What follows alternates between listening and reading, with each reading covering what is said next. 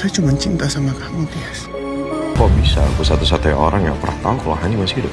Dian terus berusaha untuk mendapatkan maaf dari Tias. Dia tidak pernah menyerah.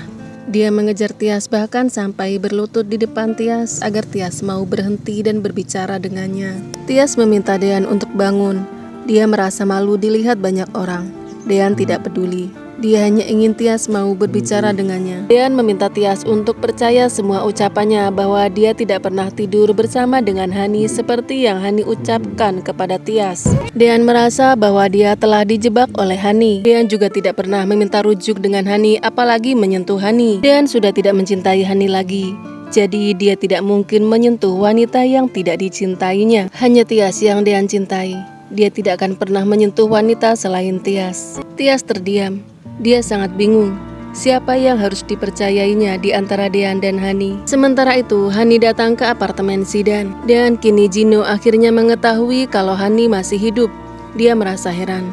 Kenapa hanya dia yang tidak tahu kalau Hani masih hidup? Gino pun menjadi cemas. Dia takut Hani akan melaporkannya ke kantor polisi karena telah melakukan percobaan pembunuhan terhadapnya.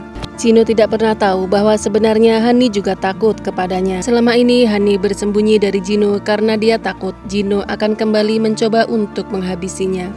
Gino semakin khawatir semua kebusukannya terbongkar di depan Tias. Akhirnya Dian memutuskan untuk melakukan tes DNA ulang atas jenazah yang dikubur sebagai Hani. Dia pun mengambil sampel rambut dari makam itu. Terima kasih banyak, Pak. Dian ingin tahu siapa yang telah menyembunyikan Hani selama ini. Kenapa kematian Hani dipalsukan? Sama-sama, Pak. Dian juga penasaran siapa orang yang telah membuat Hani ketakutan kalau sampai dia mengetahui Hani masih hidup. Lalu kemudian Tias menceritakan kepada Bu Yuni bahwa Dian mencurigai ada orang yang ingin memalsukan kematian Hani. Dian curiga kematian Hani direkayasa.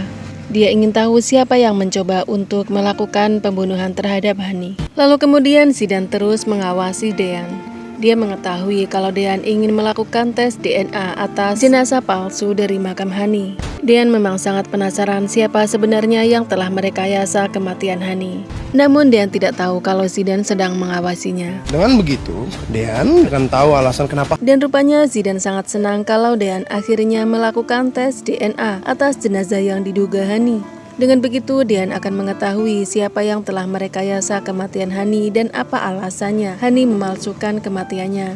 Secara tidak langsung, Zidan ingin Dian mengetahui semua kebusukan Hani tanpa harus Zidan yang menceritakannya. Zidan sudah terlanjur benci kepada Hani. Dia sudah hancur. Jadi dia ingin Hani juga hancur.